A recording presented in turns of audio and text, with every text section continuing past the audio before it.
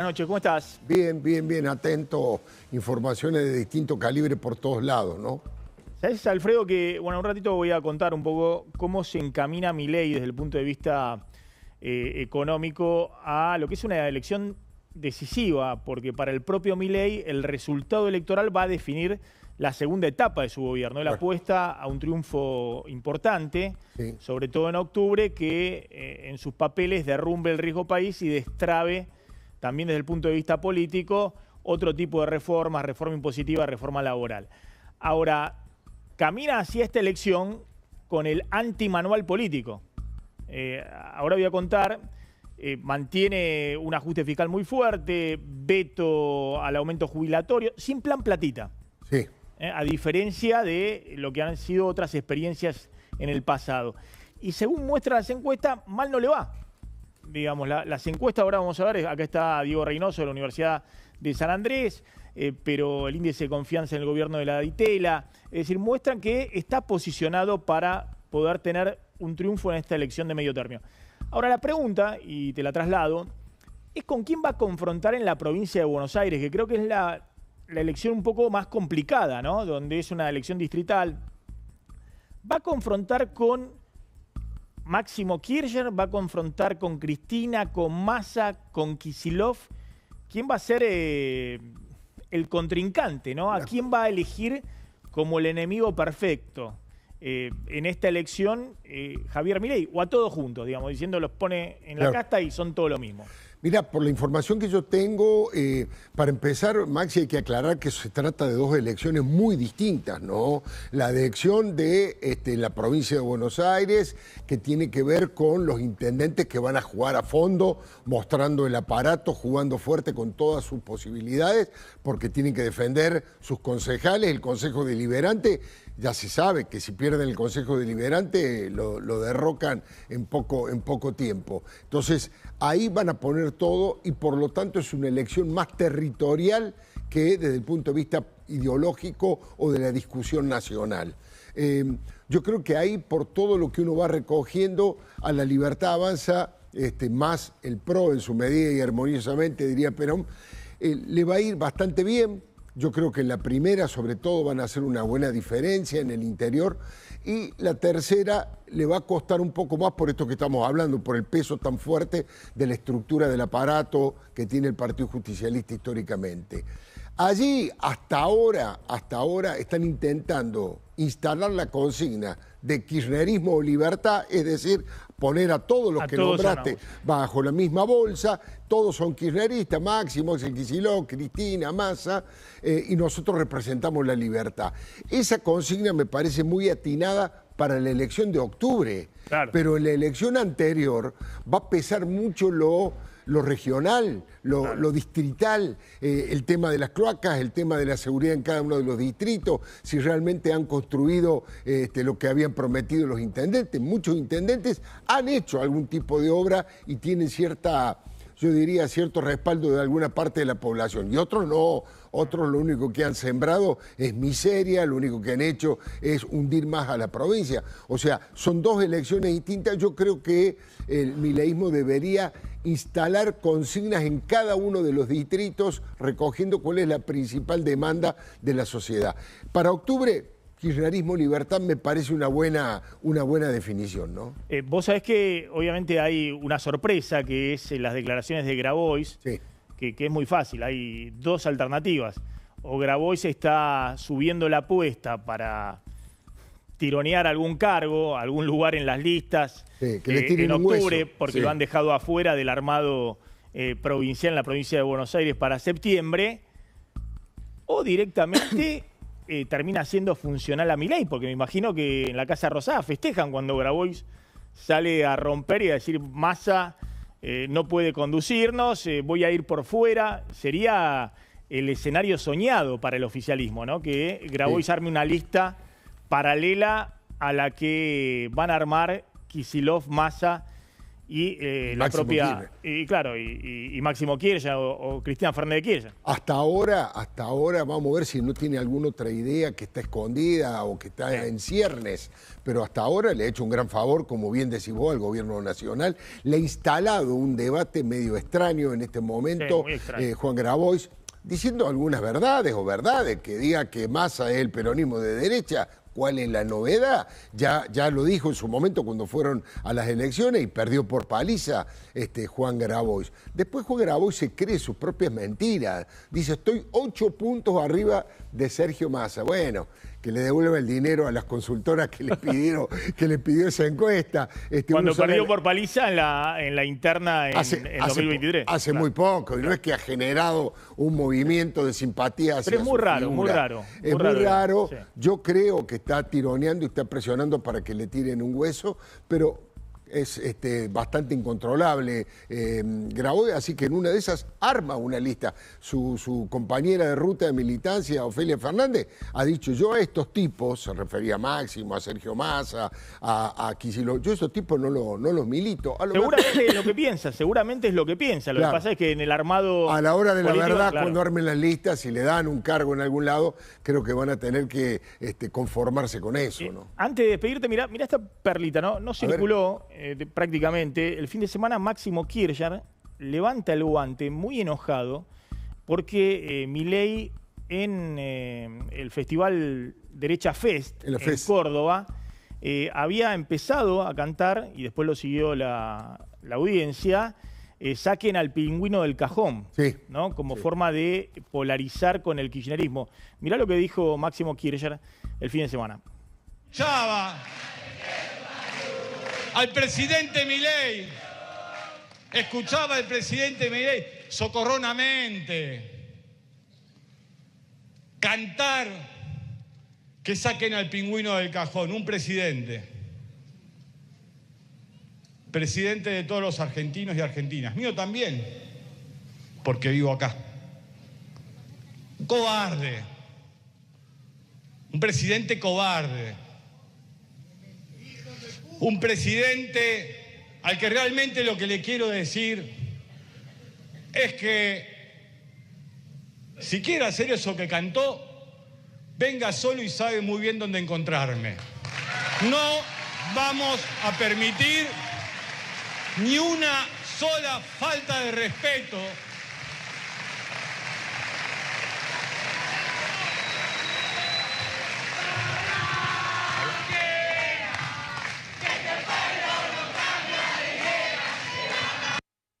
Bueno, parece va a ser el tono de la campaña, ¿no?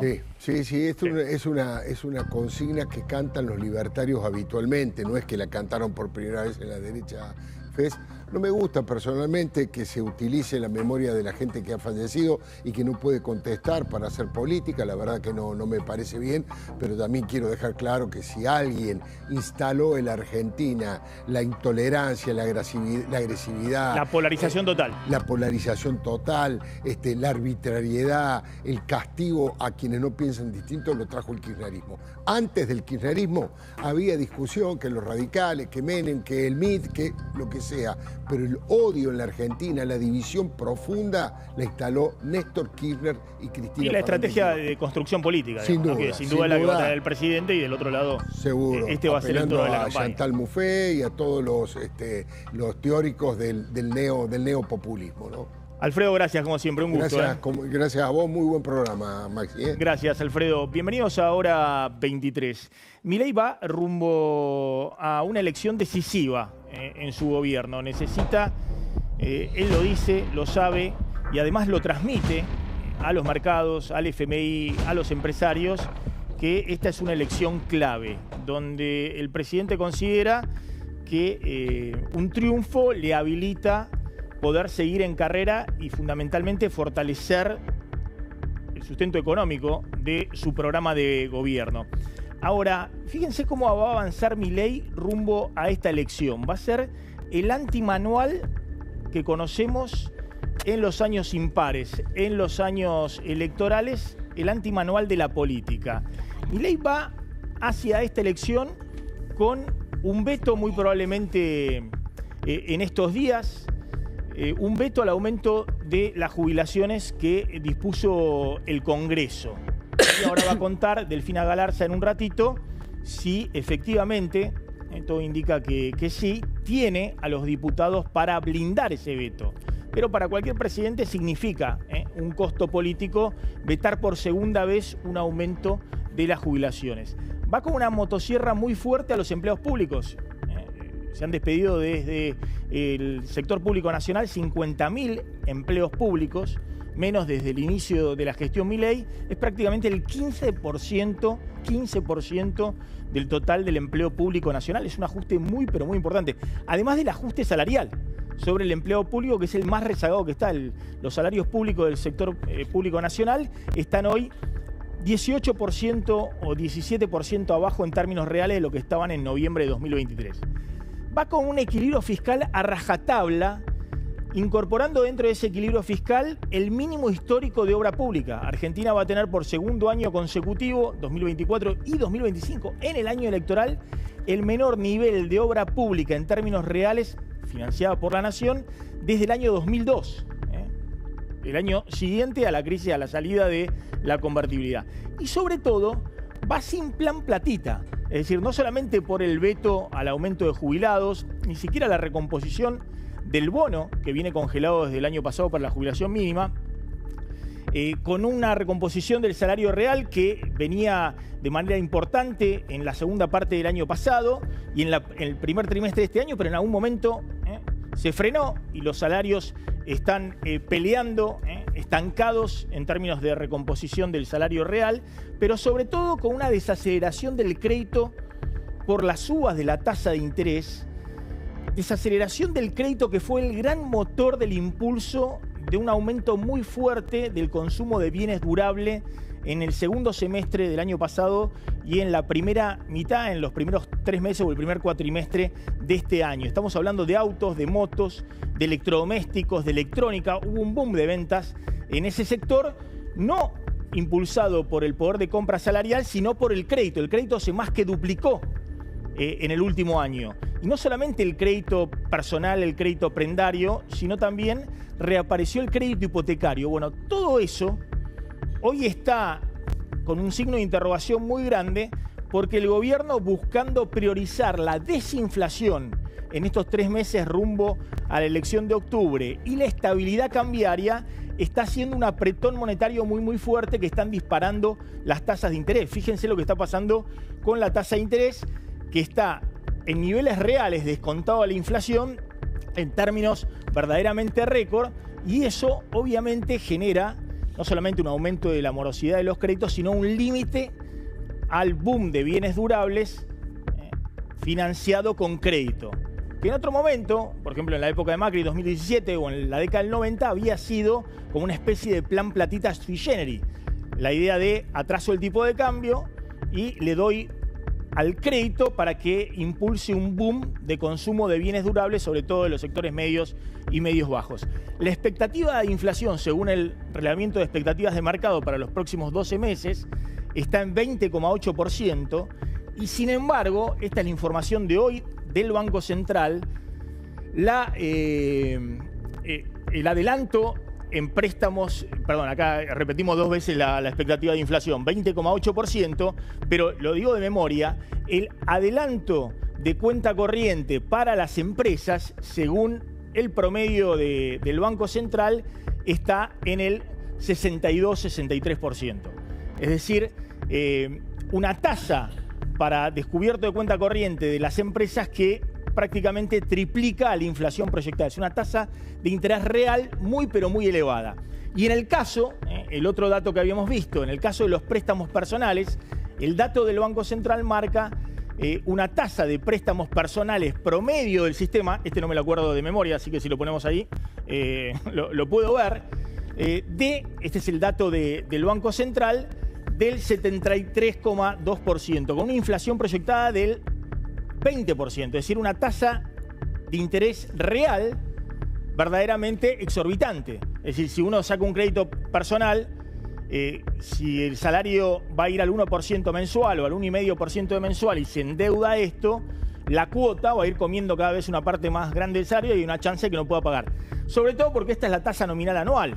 La tasa efectiva anual es mucho mayor y el costo financiero total de los créditos del sector privado personales están arriba del 150%. Ahora, ¿por qué el gobierno está haciendo este apretón monetario? De alguna manera diluyendo la posibilidad del boom de consumo de bienes durables, que era un impulso muy grande yendo rumbo a la elección, porque quiere privilegiar esto, la desinflación en marcha, el primer objetivo y el único objetivo en este momento del gobierno, y la estabilidad cambiaria. Hay una pulseada en el mercado cambiario con el dólar alrededor de los 1.300 pesos. Algunos dicen, ¿y qué problema hay si no se traslada de inflación ese aumento del dólar hasta ahora? ¿Qué problema hay que el dólar esté un poquito más alto, más menos, pero que baje la tasa de interés para darle aire a la economía? Y el gobierno dice no, la estabilidad cambiaria y la desinflación no se negocian. Y la pregunta, que ahora vamos a contestar en un ratito, con Carlos Fara y con Diego Reynoso, dos encuestadores muy reconocidos, es si este combo de la economía en el tránsito electoral puede ser ganador para Milei. Aún así, las encuestas les dan de manera favorable, aplicando el antimanual de la política en un año electoral. Ahora van a ver las encuestas porque sorprenden y de alguna manera desconciertan fundamentalmente al peronismo, que del otro lado dice, bueno, ¿y cómo hacemos? Si Milei está aplicando justamente lo contrario de lo que se hacía hasta ahora en un año electoral. Antes de comenzar, esto pasó en el día de hoy. Delfina Galarza. Bueno, que lamentar nuevamente la muerte de Locomotora Oliveras, más precisamente porque hoy sus familiares y allegados, hicieron una ceremonia muy íntima, le dieron el último adiós a la exboxeadora que falleció a los 47 años en Santa Fe luego de 2 semanas de internación como consecuencia de las secuelas provocadas por un ACV isquémico, ¿no? Hubo una despedida, lo decíamos, íntima de la familia y luego un homenaje público en la legislatura de Santa Fe. La justicia federal en paralelo pidió que no se creme el cuerpo para realizar una autopsia. Así que acá estamos viendo las imágenes de la ceremonia. Después también tenemos que lamentar otra tragedia y tiene que ver justamente con la muerte de la nieta de Cris Morena e hija además de Tomás Yankelevich. Esta es una tragedia que ocurrió en Miami que generó gran conmoción. Estamos hablando de Mila Yankelevich, de 7 años, nieta menor de Cris Morena, que falleció el lunes por la mañana en un accidente entre un velero y una barcaza en la bahía de Biscayne. La niña es hija del productor Tomás Yankelevich, como lo decíamos, y de la actriz Sofía Reca. Se encontraban en un campamento de vela de niños, para niños de entre 7 a 15 años cuando una barcaza de cargamento propulsada por un remolcador chocó contra el velero. Así que lamentablemente tenemos que dar esta noticia también. Y ahora nos vamos al plano internacional, donde Gran Bretaña anunció que reconocerá al Estado palestino si Israel no detiene su ofensiva en Gaza.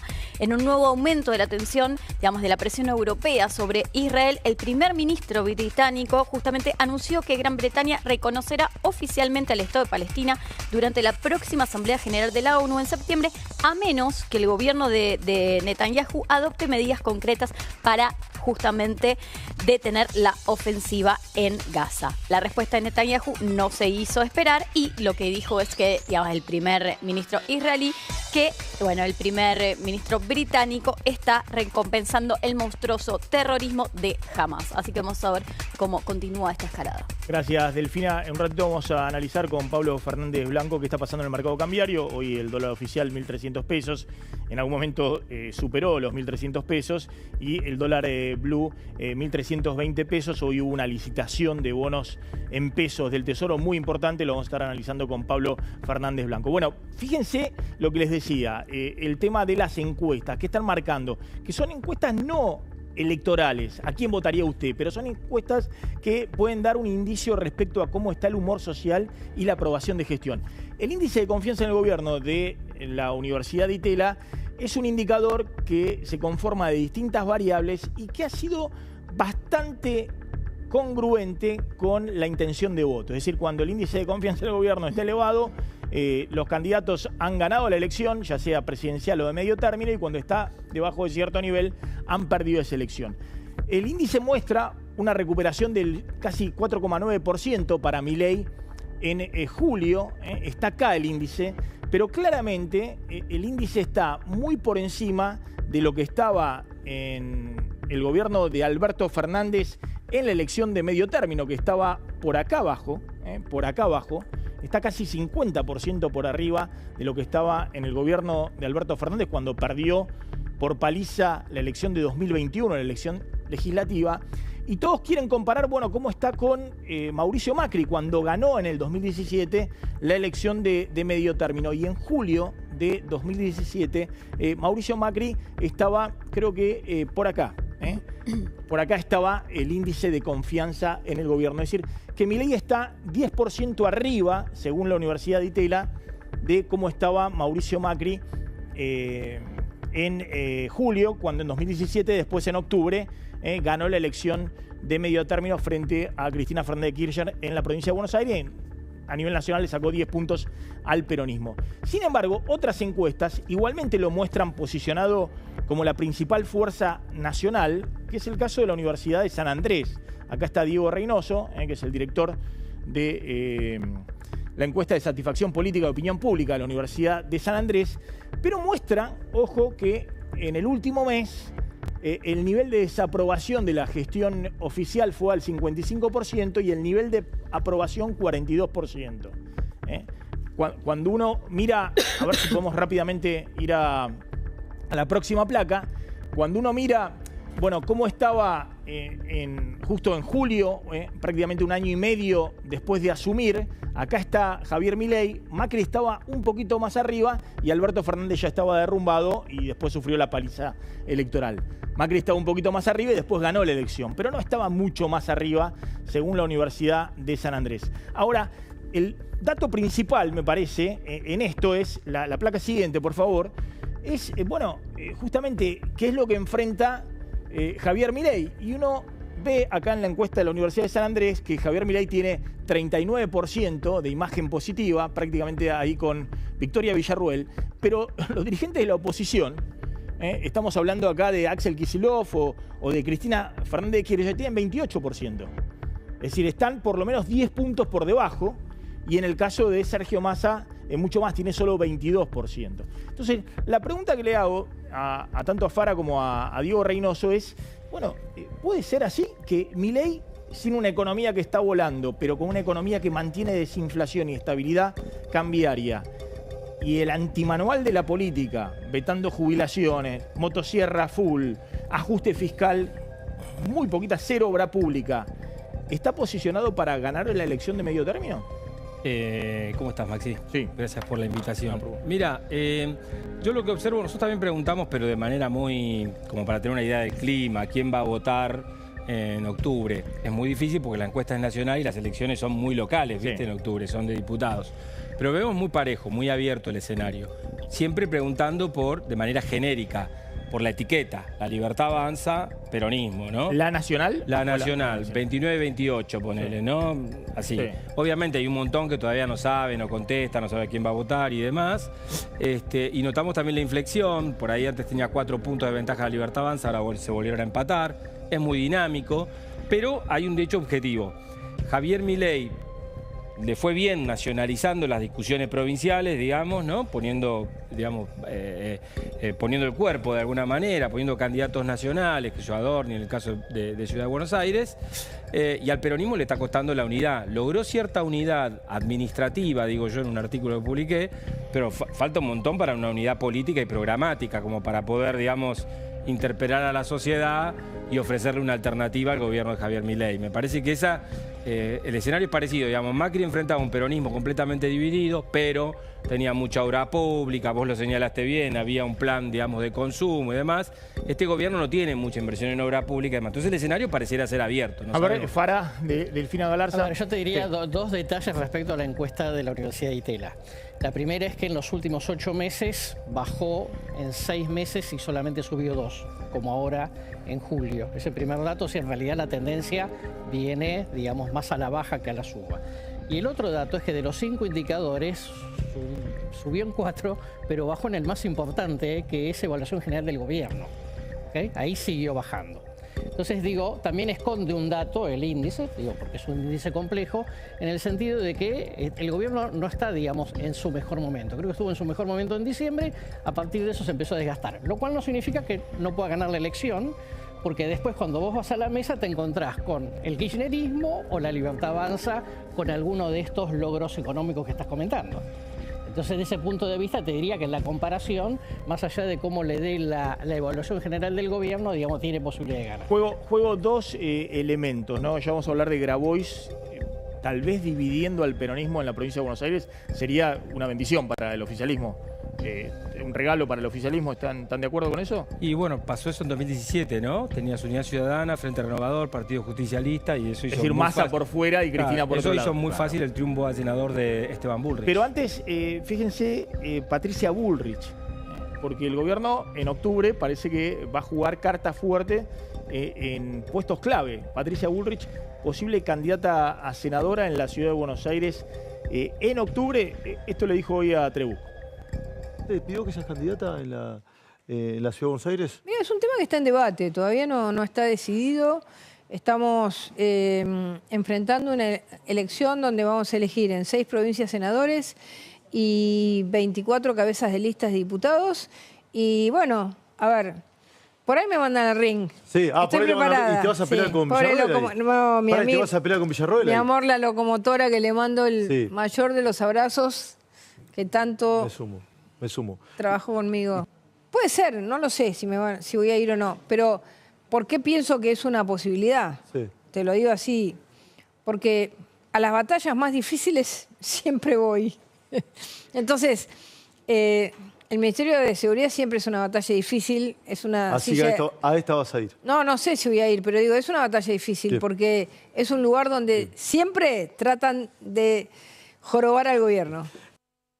¿Es seguro, Bueno, Bullrich, primera candidata a senadora en la ciudad de Buenos Aires en octubre? a ver, prácticamente, por supuesto ella todavía no lo está confirmando, pero sí, obviamente es algo que se está evaluando y mucho y desde hace un tiempo, pero un poco la pregunta o el interrogante, Maxi, que resuena acá es ¿qué va a hacer el PRO en la ciudad? Digo, si va a haber acuerdo o no con la Libertad Avanza en la ciudad. ¿Por qué? Porque se juegan 3 bancas en el Senado, la fuerza, digamos, quien gana tiene 2 y la fuerza minoritaria 1. Pero sin acordar, Entonces, la Libertad Avanza se va a quedar con 2 senadores, porque ya sin acordar ganó en la elección distrital. Ahora, la pregunta es, sin acordar con el PRO, ¿la Libertad Avanza se queda con 2 senadores? ¿Podría el PRO quedarse con el tercer senador y desplazar al kirchnerismo o no? Sí, podría. Lo que pasa es que ¿cuál es el incentivo para acordar, para que sacar más del 50% y te queda lo mismo tenés con 2 una senadores? sociedad política en la provincia de Buenos Aires, ya la verdad es que ya hubo una elección y quedó determinado que Milei hoy tiene más votos que el PRO en la propia ciudad de Buenos Aires. Me parece que sería un poco raro. no Pero acordar. regalás un senador. No acordar. Regalás un senador. Pero bueno, si el PRO sale segundo, ¿no?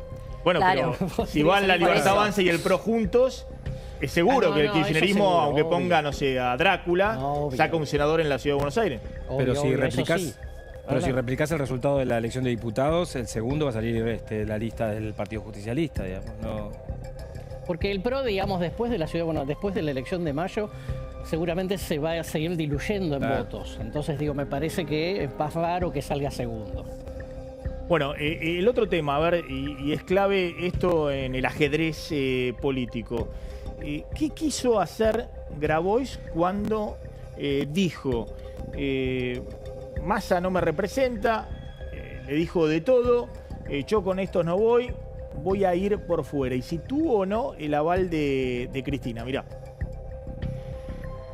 Ahí está, tensiones internas, Delfina. Sí, después de un fin de semana además que Sergio Massa ganó bastante protagonismo, lo veíamos en las redes sociales, justamente arengando a unir fuerzas, ¿no? Se sumaron a esta misma, digamos, consigna Axel Kicillof, Verónica Magario. Bueno, no son casuales las declaraciones de Grabois, que básicamente lo que dijo es, bueno, sí, ahora vamos todos unidos, pero en octubre va a ser otra la foto, o podría ser otra la foto. Estas fueron un poco las críticas de Grabois y apuntadas a Sergio Massa, ¿no? Como diciendo, bueno, nos debemos una discusión interna, ahora estamos todos aglutinados para septiembre, pero no debería ser lo mismo en octubre. Por lo menos fue lo que dejó trascender. Fíjense el tono. Discutir las nacionales, Gato, ¿eh? Exacto. Hay que discutir las nacionales, porque yo, y lo digo no sin ánimos de ir a nadie, vos sabés, yo no puedo aceptar dócilmente que el espacio peronista hoy a río revuelto lo hegemonice Sergio Massa. No puedo. Alguien que le hizo daño a Bergoglio, alguien que estuvo... No, yo no lo puedo permitir que lo hegemonice. Tengo que disputar esa hegemonía. Desde luego nosotros la queremos disputar por adentro, pero no queremos permitir que una persona que pertenece para nosotros a la derecha del peronismo, a la ala derecha liberal del peronismo, sea hoy el que hegemoniza la cosa, el que publica los spots. Bueno, explíquenme esta jugada de Grabois, porque festeja la Casa Rosada. Más allá de que debe ser lo que piensa de Massa, lo que pasó con Bergoglio, todo eso y demás. Explíqueme la jugada. O está buscando algún cargo para octubre, porque quedó afuera de las listas todo su espacio político en la provincia de Buenos Aires para el 7 de septiembre, o directamente quiere jugar efectivamente por afuera y sería funcional al oficialismo. Me parece dos cosas. No sé, Delfina, ¿tenés alguna información? Perdón, sí. Delfina, adelante. No, básicamente me parece, Maxi, y coincido con vos en relación a lo que me comentan, es que está tratando de tener un lugar en octubre. Primero, recordemos que sacó 6%, ¿no? Sí. En la elección de las PASO, con lo cual es una minoría estratégica, digamos, en cuanto a división. La segunda cuestión es que yo creo que en el fondo de su alma Grabois quiere él conducir, después de lo que puede ser una derrota del peronismo en el 2027, quiere él conducir todo este proceso. Es una figura, digamos, que en algunos sectores más radicalizados lo ven con alguna expectativa. Pero de todas maneras es como absolutamente lógico que tironee para entrar en lista. A ver, Galmarini, el cuñado de Massa, el hermano de Malena Galmarini, le contestó a Grabois, salió con todo. Salió a cruzarlo el director del Banco Provincia. Acá vemos lo que le responde. Pensás ir por afuera para dividir el voto y que gane Milei. O quizá ese sea tu objetivo, ¿no? Obviamente lo acusa de ser le dijo, aparte de que volvió Milei, de que ganó Milei y no cortaste ni una vereda, le tiró con todo. ¿Massa va a ser candidato? Porque acá en septiembre, el 7 de septiembre, son todos casi desconocidos.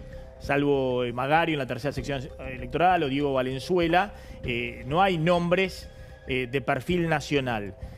Pero ojo que en octubre, primer candidato a diputado en la provincia de Buenos Aires tiene que ser alguien con perfil nacional.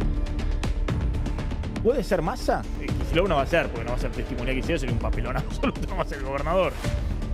Máximo Kirchner, parece que las encuestas no le dan, que van todo para... Dice que no, digamos, Diego Reynoso, imagen muy negativa. ¿Puede ser Massa y Grabois está bombardeando esa posibilidad por orden de Cristina? Esa es un poco también otra lectura, ¿no? Que obviamente Sergio Massa está tanteando todo para el terreno para ser diputado nacional, Maxi. A ver, no está confirmado, pero sí es cierto que se está evaluando y que esto está resonando y obviamente Grabois está tensionando en relación a esta cuestión. Maxi, está claro que Sergio Massa siempre, todo el tiempo, está trabajando para ser presidente de la Nación. Yo entiendo que esta es una conversación que queda un poco lejos todavía, pero si esta parada en octubre lo deja mejor posicionado, lo tomará. Recordemos que Massa ha mostrado ser muy, pero muy habilidoso para unir voluntades muy distintas en el pasado. Igual me parece que va a depender bastante de cómo sea el clima de intención de voto de acá a las provinciales. Si bien las candidaturas se van a oficializar antes que estén los resultados de y la semana que viene o la otra, digamos. Ya no, claro, vienen primero los frentes y después vienen las candidaturas.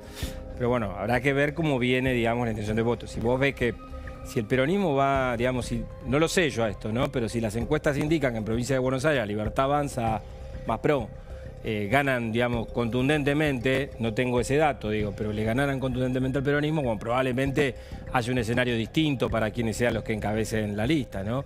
Pero cualquiera sea el caso, me parece que hay que contarlo a Sergio Massa en la discusión de quién encabeza. Sí, también hay otra cuestión importante, creo que lo decía Bianco, que necesitan los mejores candidatos. En el hipotético caso de que el peronismo haga una mala elección en la provincia de Buenos Aires, yo creo que se empieza a despedir el proyecto a corto plazo de Kicillof para tener un objetivo mayor como la presidencia de la Nación. Con lo cual hay motivos para que sumara a Massa, Grabois y a todo el mundo. Y por otra parte, el peronismo ha mostrado no tener una alianza programática, pero sí una alianza política cada vez que lo necesita, o muchas veces.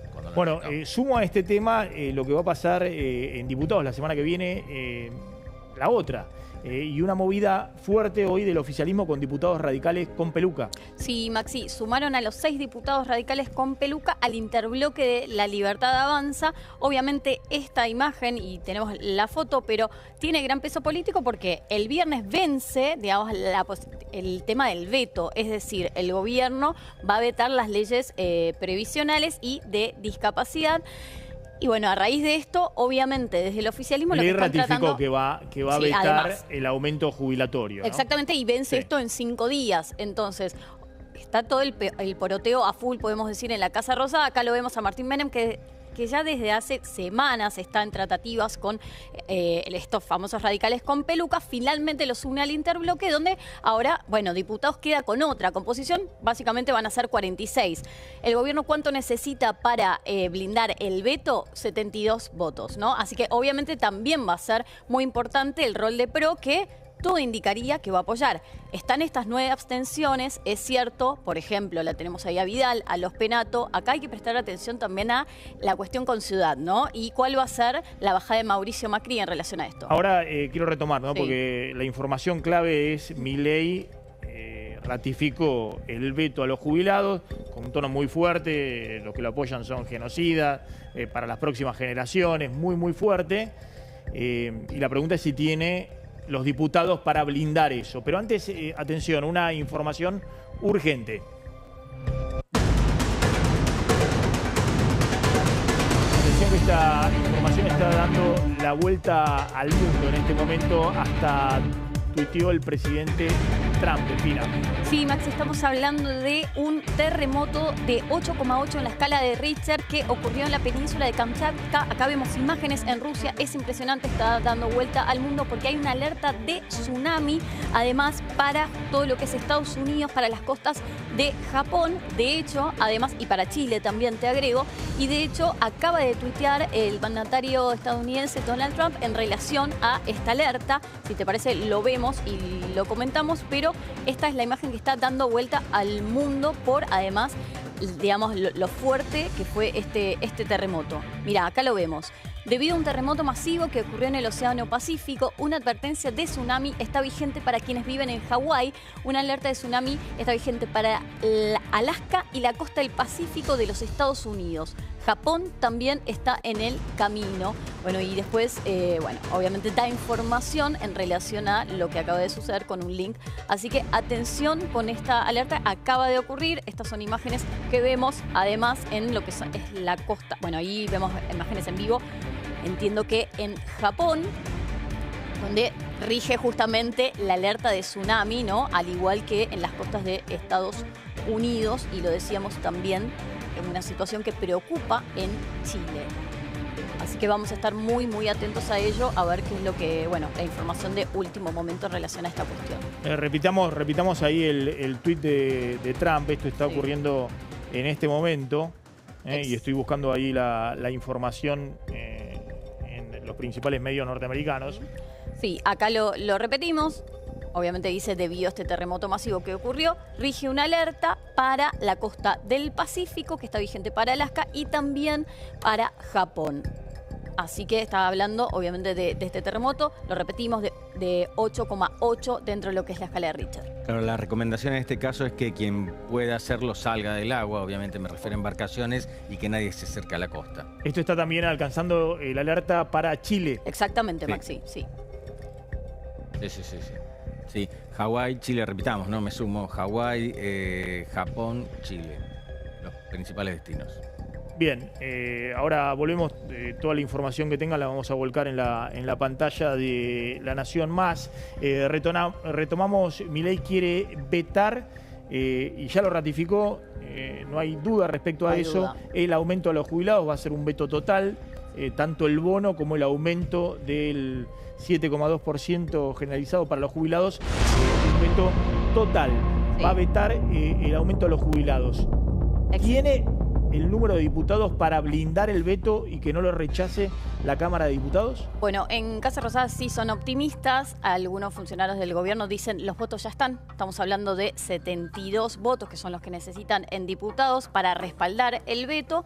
Pero acá surgen algunas cuestiones en relación a las negociaciones con gobernadores, ¿no? Por un lado está, bueno, si el gobierno evalúa alguna alternativa en lo que tiene que ver, Maxi, con los ATN. Si va a dar o no algún tipo de porcentaje del en el reparto de ATN para justamente poder negociar con los gobernadores. Esto es algo que se evalúa y por el otro lado también en el área de discapacidad. Es decir, ver si puede dar algún tipo de guiño, digamos, o algún tipo de, bueno, de algo para paliar esta situación. Eso es algo que también te diría que se evalúa y que inclusive los radicales con peluca era una cuestión que ellos tenían, ¿no? Este reclamo en torno a lo que es discapacidad. Inclusive dentro del mismo oficialismo de La Libertad Avanza, el tema de discapacidad es una cuestión que podría ser que veamos algún tipo de guiño. Bueno, y ya juego con Diego Reynoso y con Carlos Fara, si esto tiene algún costo político para el presidente, pero lo engancho con toda la información que tenés, Pablo Fernández Blanco, sobre lo que pasó hoy en el mercado cambiario y la prioridad del gobierno, ¿no? Que es la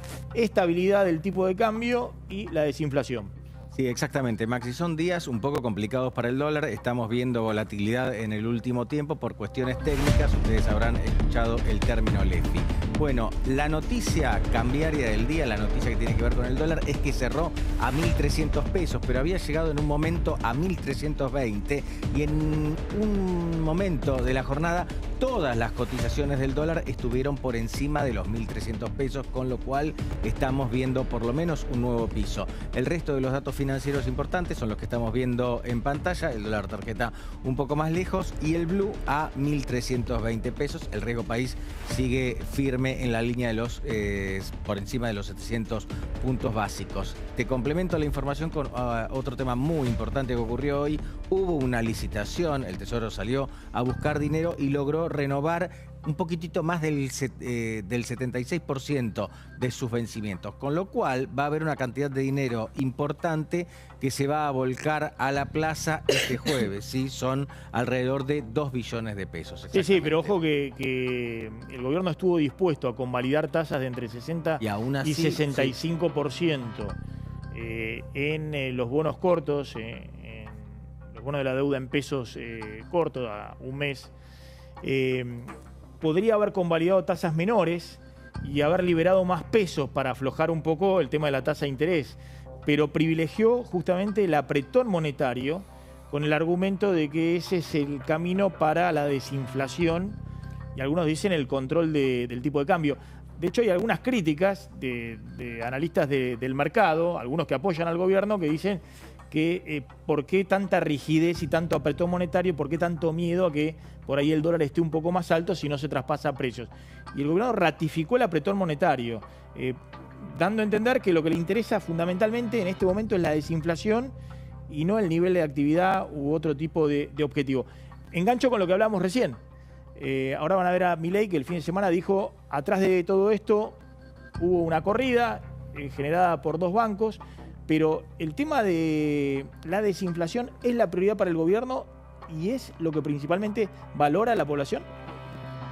Hoy te diría lo siguiente, durante 2-3 años la inflación tenía hasta 60% de personas que te decían el principal problema del país. Desde Milei empezó a bajar esa preocupación y solo un 14% te dice que la inflación es uno de los principales problemas del país. También la economía es como el área en que mejor lo evalúan al gobierno, ¿no? Ese es por un lado, digamos, la razón que tiene Milei para decir voy por acá. Por el otro empezaron a surgir otros problemas. Bajos salarios, desempleo, pobreza, inseguridad, como nuevas preocupaciones. Acá me parece que tiene un dilema el gobierno, decir, bueno, ¿con cuál de las dos hipótesis juega? Juega con la de, bueno, digamos, le doy un poquitito más a la actividad para que la gente recupere capacidad de consumo y llegue bien a la elección, o, bueno, me la juego. Sacrifico esto y apuesto por esto que me están valorando. Veremos cuál es el resultado de esa ecuación, ¿no? Fíjense, Milei diciendo que detrás de la corrida había 2 grandes bancos argentinos. Un bolsón de liquidez y con eso, digamos, había gente haciendo cauciones, con eso levantaba la plata y con eso nos atacaba el tipo de cambio. Claro. Cuando nosotros seguimos continuando con el proceso de limpiar la liquidez, claro, llega un momento que la liquidez desaparece. Claro. Si vos digamos, ahora yo saqué toda la plata, por más que vos me pongas un título público en una caución, digo, ¿de dónde saco la plata? Con lo cual la tasa de interés se te va al culo del mundo. Claro.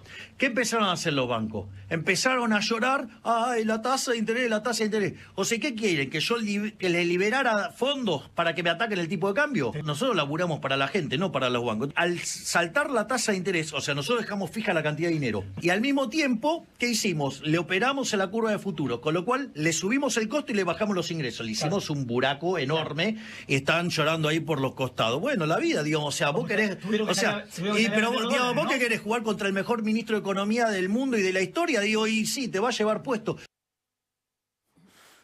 Pongamos un poquitito esto en perspectiva también. El gobierno está convalidando altas tasas de interés, vos lo mostraste muy bien al principio del programa. El dólar tiende, recuerdan cuando hablábamos hace no tanto tiempo de que el presidente tenía la expectativa de que el dólar bajara, estuviese en el piso de la banda. No está ocurriendo, no digo que no pueda ocurrir en el futuro, pero ahora no está ocurriendo, con lo cual la cosa no está tan controlada. También habló hoy Ricardo Arriazu, Maxi, sobre este tema. Y sobre la cierta volatilidad que tiene sobre todo la cuestión monetaria. Bueno, esto decía Arriazu, que por otra parte es posiblemente uno de los economistas más escuchados por el Círculo Rojo. Estamos con ruido, hay que estabilizar la política monetaria. Una expresión concentrada de Arriazu, que también hacía una referencia al dólar, quizás es bueno mostrarla. Arriazu es una persona muy respetada por otra parte, donde decía que no iba a superar los 1.300 pesos. Esto ocurrió por la mañana, después el dólar pasó esa barrera y después, justamente en el marco también de esta licitación importante de deuda, se ubicó en los 1.300 pesos. Carlos Fara, a ver, la información, el análisis.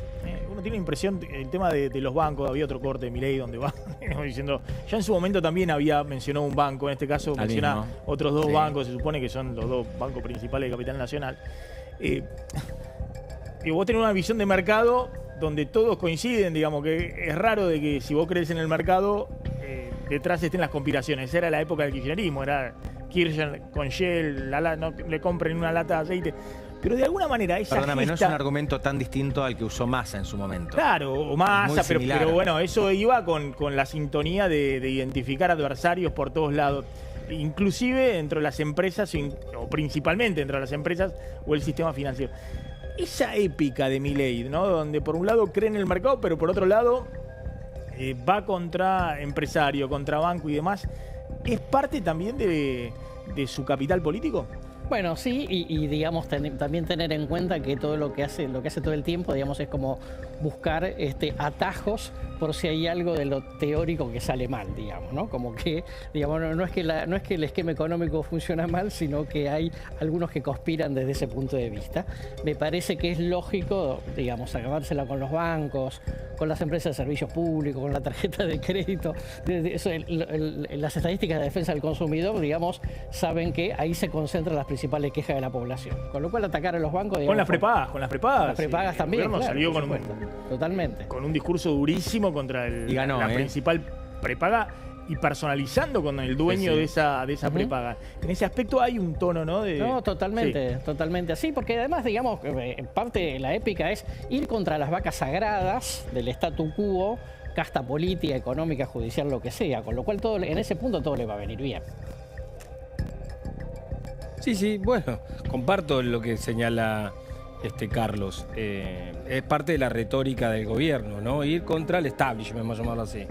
Es un gobierno claramente, entre comillas. El establishment son todos. El establishment no solamente la política, sino pueden ser empresarios, pueden ser bancos, bueno, obviamente medios de comunicación. Son los que me cuestionan. Los que están conmigo no son el establishment. No, bueno. Pero ese es el punto, ¿no? Bueno, tenés los números también del fondo, que hoy dio a conocer las proyecciones y es económicas. muy interesante, exactamente, Maxi, muy interesante. Hoy el Fondo Monetario informó cuál es su previsión de crecimiento para muchos países del mundo, entre ellos la Argentina. Hay un dato importante. Considera el Fondo Monetario que el país va a crecer este año al 5,5%. Esto es un número importante. Y que el año próximo, quizás este es el número aún más importante, va a crecer al 4,5%. Con lo cual se estaría rompiendo una racha bastante larga de problemas para crecer que ha tenido la Argentina desde el año 2011.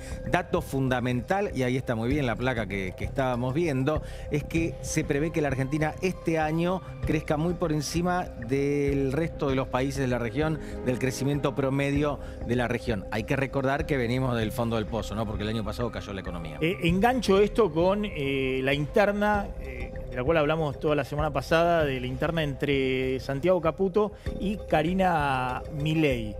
¿Hubo paz en esa interna? Un acercamiento, te diría, Maxi, que dentro obviamente de toda la conducción que tiene Santiago Caputo y mismo en las Fuerzas del Cielo, después de haber quedado relegadas de las listas, sacando a la candidatura de Nahuel Sotelo, ¿no? Secretario de Culto, pero la realidad es que quedaron bastante relegados. Bueno, están recalculando un poco su accionar y por el otro lado hubo un pedido explícito de Karina Milei hacia Santiago Caputo. Esto lo explica muy bien nuestra colega en La Nación, Maya Jastrzeblanski, donde, bueno, el pedido es que Caputo se encargue de lo que es la estrategia electoral, ¿no? Un poco, obviamente, ahora de las provinciales, pero además también nacionales, de toda la cuestión de la estrategia. Bueno, hay que ver finalmente si, digamos, Santiago Caputo da el ok, todo daría, digamos, indica que sí, pero obviamente desde las Fuerzas del Cielo están recalculando porque hubo muchísimo malestar, quedaron golpeados, hablan de, a ver, todo el tema de las listas, ellos hablan de, bueno, los candidatos, si vos lo decías, no hay candidaturas de personas conocidas, hablan de descarte político, inclusive estas críticas de, bueno, es la casta, entonces... Guillermo Franco, el jefe de gabinete, como mediador entre los Menem y Santiago Caputo. Lule Menem, Martín Menem y del otro lado Santiago Caputo. Exactamente, porque a ver, lo repetimos, solo hubo hay un candidato de las Fuerzas del Cielo, que es el secretario de Culto, Nahuel Sotelo, que responde, bueno, obviamente forma parte de las Fuerzas del Cielo, pero tiene buena sintonía con Karina Milei. Déjame incorporar ahí una cuestión más conceptual, y ya que lo tenemos a Fara y a Diego Reynoso, es un poquito la discusión. ¿Es correcta la estrategia de Karina Milei, que dijo, yo voy a armar un partido a nivel nacional? Y está ocurriendo algo insólito, que 2 años después, donde se disputaban el poder, un frente Juntos por el Cambio tenía el PRO, el último partido a nivel nacional, junto con el radicalismo, Coalición Cívica, y de otro lado el peronismo, aparece de la nada, año y medio, un partido a nivel nacional, 24 distritos, y en algunos con chances de ganar, como ocurrió en la Ciudad de Buenos Aires, desbancó al PRO. ¿Es correcta esa estrategia o era la estrategia de Caputo que decía, no, negociemos, no perturbemos a algunos gobernadores, mejor porque lo necesitamos en el Congreso, esperemos, no vayamos...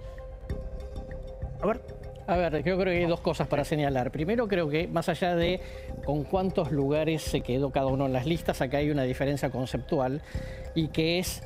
La comunicación es la campaña, está todo bien, el gobierno, pero va atrás de la política, ¿no? Como diciendo, la política es la que manda, con lo cual dice... Karina Milei. Karina Milei dice, la política la hago yo, vos vení y ayudá con la comunicación. Ese es el primer mensaje. Y la segunda cuestión, yendo a tu pregunta, yo creo que es correcto.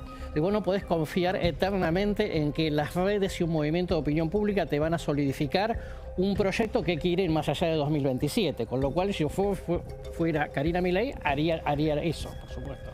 Reynoso. Sí, esa es la gran paradoja y es exitosa porque está construyendo un partido desde el Estado. Quizá la experiencia anterior de construir un partido desde el Estado fue el peronismo, el primer peronismo, ¿no?